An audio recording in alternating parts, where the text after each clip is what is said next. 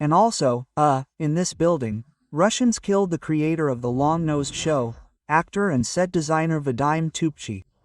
His son Anton said a Russian shahed hit his father's apartment. The artist worked there for 26 years. His works, musical instruments, and masks were stored there. It was his apartment workshop, where he lived since '99. And, obviously, we identified him and it turned out that he died. He was 65 years old. That is, contact with him was lost at the time. Contact wasn't lost. Many times Facebook, the phone, we called in every way, and then, when this was all that was left, you knew from the clothes, it seems, parts of the face, I know. Obviously, it's him. And did he live alone or with someone? Alone. He lived alone since '99. This is the former apartment of my grandmother, his mother-in-law. And after her death, he set up a workshop here. And since '99, that is, how long? 26 years he lived here. What does our Karina Ryabchik know today in the Dnipro district, who is live with us from there? Karina, hello again to you. Greetings. Alicia, indeed, I continue to work here, and I want to note that the utility workers have already done a huge amount of work. In particular, they have almost closed all the holes in all the apartments where windows and facades were damaged with film and plywood. I ask our operator to show what this building looks like now. I want to note that where there was an explosion and fire, on the top floors, where the frames were completely destroyed, the openings were closed with whole sheets of plywood. And there, where the structures are still somewhat intact, they've put up thick, clear film to temporarily protect the apartments from wind and rain. Many utility services are still working near the building.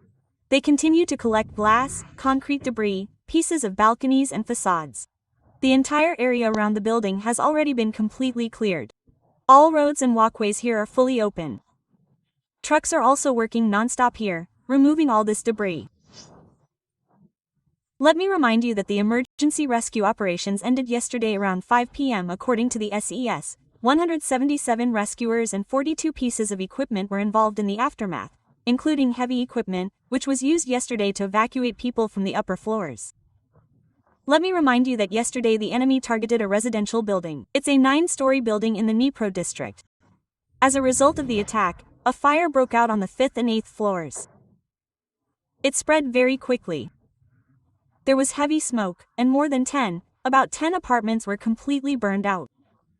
It is currently known that there are 2 dead people here. An 80-year-old woman and, a man, a well-known artist who created sets for the long-nosed show. And I would also like to remind you that, people were trying to get out of this fire on their own yesterday, because the fire was spreading extremely quickly. I would also like to remind you that a help center has been opened at school number 182 at 17 Ihor Shamo Street.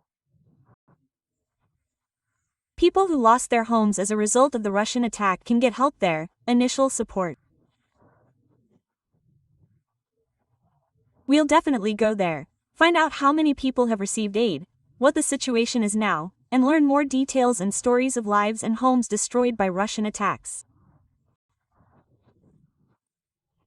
Until then, Alicia, I'll hand it back to you and keep following all the details on the ground. Thank you, Karina. Karina Ryabchik from the Dnipro district of the capital, where Russians killed 2 people the day before. And let me remind you that a total of 7 people died in Kyiv yesterday as a result of the Russian terrorist attack. Yeah,